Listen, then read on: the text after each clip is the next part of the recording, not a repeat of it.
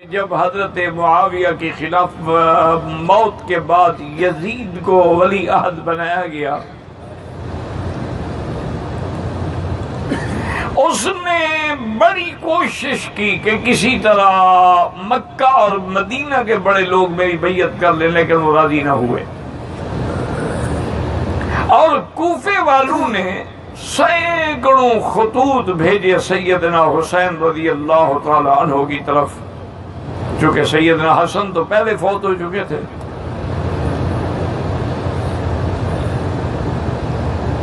سیدنا حسین رضی اللہ تعالی عنہ کو انہوں نے خطوط بھیجے کہ حضرت تمام اہل کوفہ آپ کی انتظار میں ہیں، آپ تشریف لے آئیں، ہم سب آپ کی بیعت کریں گے تاکہ آپ کی خلافت ہو جیسے حضرت حسن کی خلافت تھی،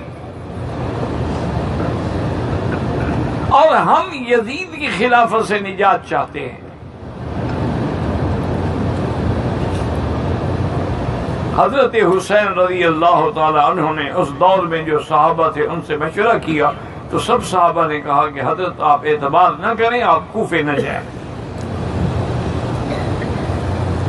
کیونکہ ایک ضرب المثل ہے کہ کوفی لا یوفی، کوفی وفا نہیں کرتا۔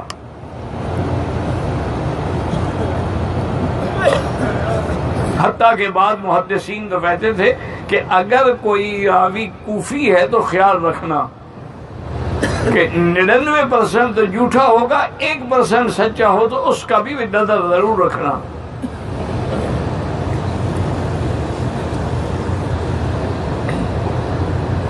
حضرت عبداللہ ابن عمر رضی اللہ تعالی عنہما اسی مسجد الحرام میں بیٹھے تھے، حج کا موقع تھا۔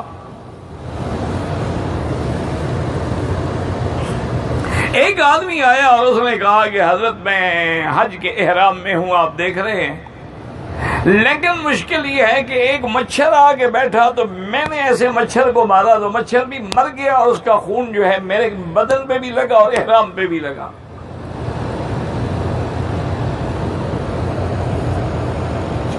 تو اس کے بارے میں کیا مسئلہ ہے؟ آپ نے فرمایا مسئلہ تو میں پھر بتاؤں گا، تم یہ بتاؤ تم ہو کون؟ اور نے کہا جی میں کوفے سے آیا ہوں، حج کے لیے آیا ہوں۔ تو آپ نے اپنے خادم کو حکم دیا کہ اس کو کان سے پکڑ کے مسجد سے نکال دو۔ اور میں اچھا، یعنی یاکلون دم حسین ویسألون عن دم البعوضۃ، حسین کا خون پی گئے ہو اور مچھر کے خون کے مسئلے پوچھ رہے ہو؟ آپ بڑے عجیب لوگ ہو بھائی تم۔ حضرت حسین کا خون تو تم ہضم کر گئے اور مچھر مر گیا ہے، جی مچھر کا مسئلہ مر گیا کیا ہو گیا؟ تو سیدنا حسین رضی اللہ تعالی عنہ نواسہ رسول سرکار دو عالم صلی اللہ علیہ وسلم کا پھول جو ہے، سب صحابہ سے مشورہ کرے، کسی نے بھی نہیں کہا کہ آپ کوفہ جائیں۔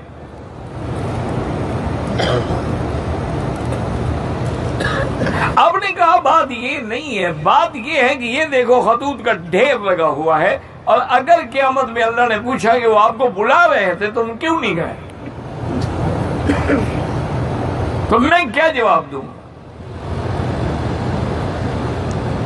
آخر حضرت حسین رضی اللہ تعالی عنہ نے ایک سوچ سوچی کہ آپ نے مسلم ابن عقیل کو تیار کیا کہ تم پہلے جاؤ،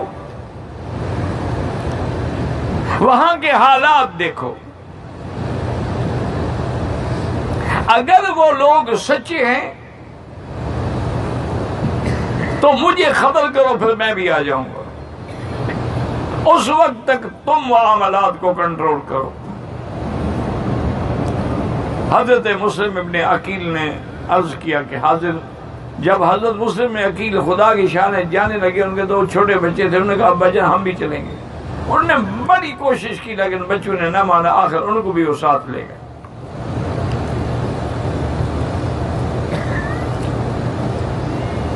جب مسلم ابن عقیل کوفہ پہنچے تو اتنا بڑا فقید المثال استقبال ہوا کہ سارا کوفہ نکل کے باہر سڑکوں میں کھڑے تھے،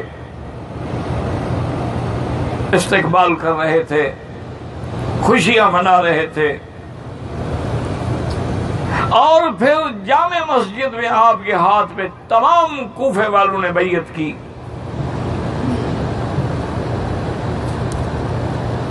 حضرت مسلم ابن عقیل مطمئن ہو کہ آپ نے خط لکھا حضرت حسین کو کہ یہاں کے لوگ واقعی مخلص ہیں، سچے ہیں،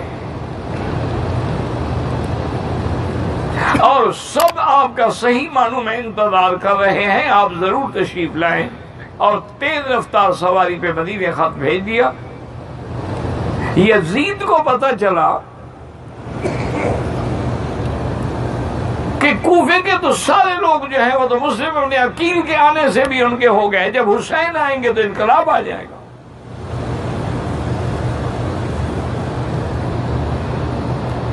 تو یزید نے فوری طور پہ وہاں کا جو گورنر تھا اس کو تبدیل کیا اور ابن زیاد کو گورنر بنا کے بھیجا اور حکم دیا کہ سختی سے کنٹرول کرو.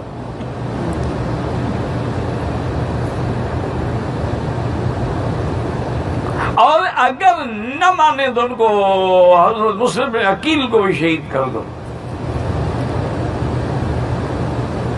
ابن زیاد بڑا سخت آدمی تھا، وہ آیا اور اس نے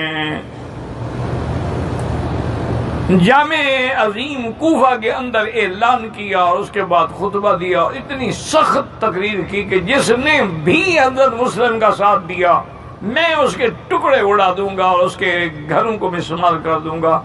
بس اس کی تقریر کرنے کی دیر تھی کہ وہ جتنے عاشق تھے نا جی سارے ملنگ بھاگ گئے.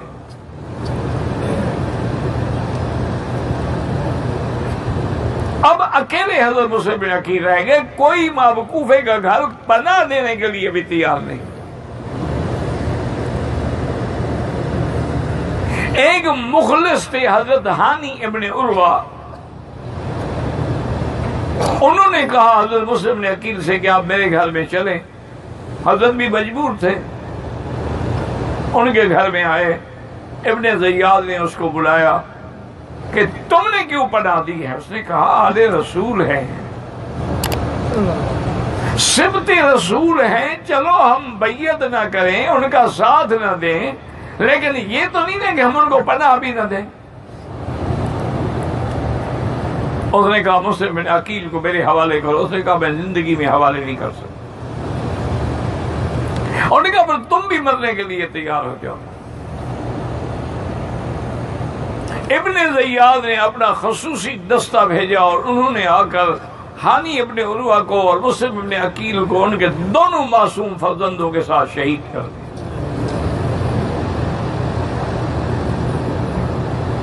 اللہ کی شان یہ ہے کہ حضرت حسین رضی اللہ تعالی عنہ خط ملنے کے بعد آپ چل پڑے تھے.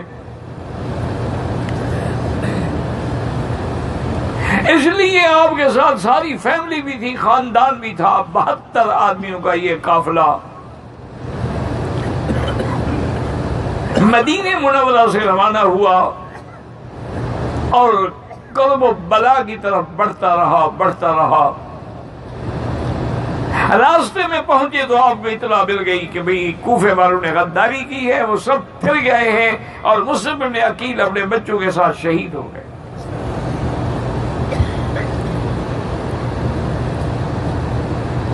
حضرت سیدنا حسین رضی اللہ تعالی عنہ نے اپنے سارے ساتھیوں کو خطبہ دیا اور فرمایا کہ دیکھو اب حالات بالکل بدل گئے ہیں. پہلے تو ہم جا رہے تھے کہ ہماری بیعت ہوگی، آرام ہوگا، اس لیے ہم بچے بھی چل پڑے، سب چل پڑے، لیکن اب وہاں کے حالات ہمارے خلاف ہیں. لہذا میں اپنے سب ساتھیوں کو، گھر والوں کو اجازت دیتا ہوں کہ یہیں سے وہ مدینہ شریف لوٹ جائیں. میں ضرور جاؤں گا.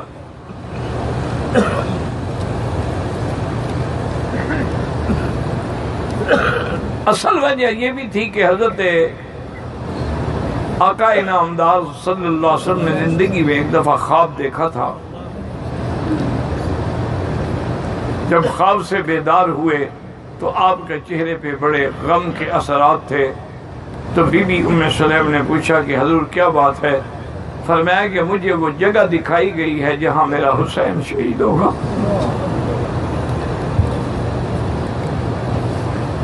فرمایا سرخ رتیلا میدان ہے. وہاں حضرت حسین شہید ہوں گے. اس لیے حضرت حسین نے چونکہ یہ خواب سنا ہوا تھا، انہیں یقین تھا کہ میرے نانے کا خواب سچا ہے. فرمایا میں تو ہر حال میں جاؤں گا، لیکن سب نے انکار کر دیا. انہوں نے کہا جی ہم بھی آپ کے ساتھ جائیں گے. اب یہ قافلہ بڑھتا رہا اور ابن زیاد کی فوجیں بھی ہر طرف سے گھیرا ڈالتی رہیں.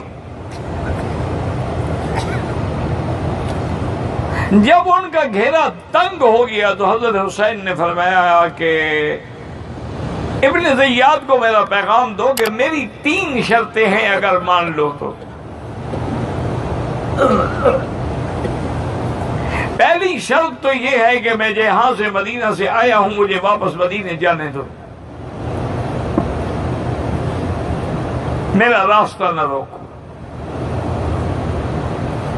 اور دوسری شرط یہ ہے کہ تم کسی دوسرے علاقے میں، یعنی شام کی طرف نہیں، کسی اور ملک کی طرف، اسلامی ملک کی طرف مجھے راستہ دے تو میں وہاں چلا جاؤں. اور تیسری شرط یہ ہے کہ مجھے خود یزید کے پاس جانے دو، میں خود یزید سے بات کروں. حالانکہ انتہائی معقول شرائط تھے حضرت حسین کے، اسی لیے حضرت حسین مظلوم ہو گئے کہ انہوں نے تو 3 شرطیں سامنے رکھ دی. ورنہ لوگوں کو تو یہ موقع بھی ملتا تھا کہ جی حضرت حسین نے بغاوت کیوں کی، یزید اچھا ہو یا برا ہو اس کی بیعت ہو چکی تھی. اور اسلام یہ کہتا ہے کہ جیسا بھی ہو اسمع ہوا تھی وہ اس کو سنو اور اس کی اطاعت کرو. تو اب حضرت حسین کی کوئی بغاوت نہیں ہے، بلکہ ان کو بلایا گیا، بلانے پہ جا رہے تھے اور اس کے بعد نے 3 شرطیں ریڈی کیا تو میری خود بات کرنے دو یا مجھے واپس جانے دو. لیکن ابن زیاد نے 3 شرطوں سے انکار کر دیا.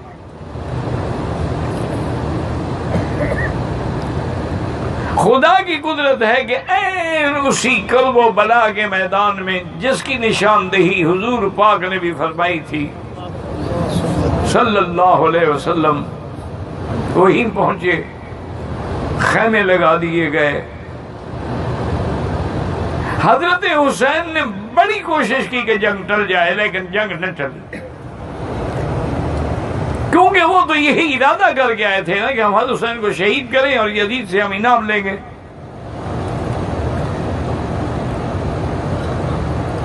اور اب حضرت حسین مدینے سے بھی اتنی دور آ چکے ہیں تو مدینے والے بھی ہم پر حملہ کر کے کوئی مقابلہ نہیں کر سکتے.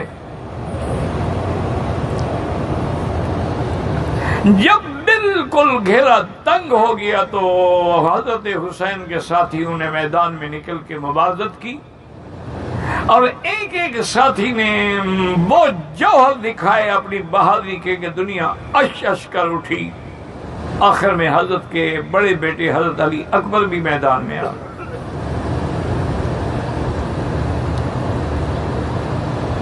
حضرت علی اکبر رضی اللہ تعالی عنہ بھی لڑتے لڑتے شہید ہوئے اور لاش اٹھانے والا صرف حسین. لیکن کمال ہے حسین کا کہ اس حالت میں بھی اللہ کے حکم پہ راضی ہے اور صبر کا دامن ہاتھ سے نہیں چھوڑا. چونکہ حکم یہی ہے کہ اگر مصیبت ہو تو آدمی صبر کرے. مومن کی صفت یہ ہے وَبَشِّرِ الصَّابِرِينَ الَّذِينَ إِذَا أَصَابَتْهُمْ مصیبت قالوا انا للہ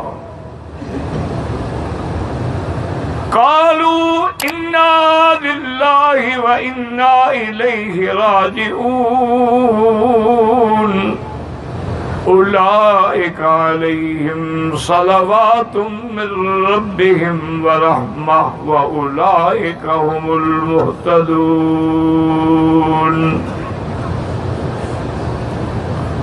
حضرت حسین رضی اللہ تعالیٰ عنہ نے اپنے چھوٹے بچے اصغر کو اٹھایا ہاتھوں پہ اور کہا یہ تو لڑنے کے لیے نہیں آیا، اس کو پیاس کی تکلیف پانی دے دیں۔ ظالموں نے تیر مارا، وہ حضرت کے ہاتھوں میں شہید ہو گئے۔ جو جوان بیٹے کی میت پہ نہ رویا وہ حسین، جس نے اپنا سب کچھ کھو کے پھر کچھ نہ کھویا وہ حسین۔ اسی لیے علامہ اقبال نے بھی کہا تھا کہ حضرت حسین کا یہ عالم تھا کہ سرداد نداد دست در دست یزید، حقا کے بنا الہ است حسین۔ اور نے کہا کہ حضرت حسین نے سر دینا تو قبول کیا لیکن باطل کے ہاتھ پہ بیعت نہیں کی۔ وہ سمجھتے تھے کہ لا الہ کا معنی یہ ہے کہ جب ہم اللہ کو معبود برحق مانتے ہیں تو اللہ کے نافرمان کے ہاتھ پہ کیسے بیعت کر سکتے ہیں۔ آخر میں سیدنا حسین میدان میں آئے، بڑی مشکل سے 2 رکعت ادا کی اور اس کے بعد یہ شاہ سوار، یہ سبت محبت مصطفیٰ جو کبھی حضور کے کندھوں پہ بیٹھتے، شمر ذل جوشن نے تلوار کا وار کیا، آپ کے سارے بدن مبارک پہ تلوار لگتی رہی اور اللہ کا یہ شیر میدان میں ڈٹ گیا اور سینکڑوں کو اڑا دیا، لیکن آخر شہید ہوئے۔ اسی کو کسی نے کہا تھا کہ کٹا کر گردنیں دکھلا گئے ہیں کربلا والے، کبھی باطل کے آگے جھک نہیں سکتے خدا والے۔ اللہ تعالیٰ کے آگے گردن تو کٹا دی لیکن کسی ظلم کے آگے جھکنا قبول نہیں فرمایا۔ اس کے بعد پھر وہ یزید کے دربار میں بھیجے گئے، خاندان بھیجا گیا۔ میں نے پہلے بھی عرض کیا تھا کہ جلاء العیون والے نے بھی لکھا ہے کہ سب سے پہلے ماتم جو ہے وہ یزید نے کیا تاکہ دنیا کو یہ بتلا سکے کہ میں حسین کے قتل میں شریک نہیں ہوں۔ بھئی جب اقتدار تیرا ہے، حکومت تیری ہے، گورنر تیرے ہیں، فوج تیری ہے، تو کیسے شریک نہیں ہو سکتا ہے؟ تو بہرحال یہ معاملات ہیں۔ اللہ پاک نے ان کو تو مقام شہادت میں سرفراز فرمانا تھا،